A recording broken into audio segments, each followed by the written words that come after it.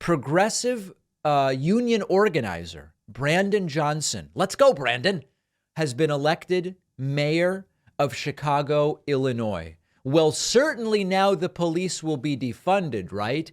No. In fact, Brandon Johnson has outlined a very sensible plan for reforming and continuing to improve policing in Chicago.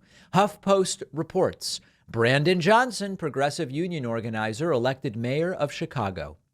Johnson's victory over centrist Paul Vallas is a major achievement for the activist left. That is absolutely the case. Johnson is described in this article as a black leftist and former school teacher.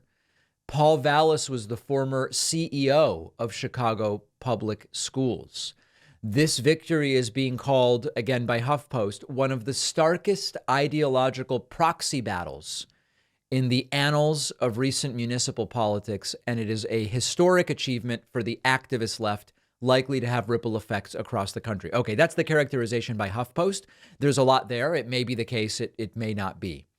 This is super interesting for a number of different reasons. First of all, remember that the former mayor of Chicago, Lori Lightfoot, lost her primary. That's interesting in and of itself. Sometimes when you see folks positioned like Lori Lightfoot lose primaries, it's because there's a resurgence by the right, meaning that you're going to see some hardcore conservative or whatever the case may be. Chicago is not a conservative city, so it's not particularly likely, but sometimes when you see incumbents defeated, it's because of a big shift. This is a shift, but it is a shift to the left. And it's another reminder that a lot of these Republicans in different parts of the country, I know Chicago is its own thing, but it's a warning if you combine this with the results from Wisconsin. Two right-wingers that they need to run and meet voters where they actually are, not where they might wrongly imagine voters to be. And it is a reality in the United States that on issues, on just about every issue, most parts of the country have moved to the left. Now, that obviously depends on where you started. More conservative areas have moved to the left, but they're still conservative, just less so. And more progressive areas have moved to the left, and they are becoming more progressive. The abortion results in Kansas are a reminder of that. So it's going to be interesting to follow this. It's also an incredible path for Brandon Johnson to this eventual victory. When he started before the first round of voting in Chicago, he was polling 2%.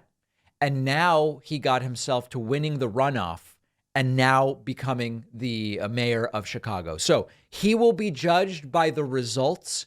This is a victory ideologically for the progressive left. Now he actually has to come in and make things happen. Of course, Republicans around the country often love to point to Chicago as the example of just devastating anti-police politicking and what happens when you hamper police and crime explodes and gun violence and all these different things. Of course, we know how to zoom out and to take a more fact-based view when it comes to gun violence in Chicago. Despite Chicago's strict gun laws, you drive 40 minutes to Indiana, or I think it's like 60 or 70 minutes to Wisconsin, and all of a sudden, it's much easier to get firearms, and you have to account for that. When it comes to, they want to defund the police, almost no one wants to defund the police. Sure, you can find some activists on the left that say defund.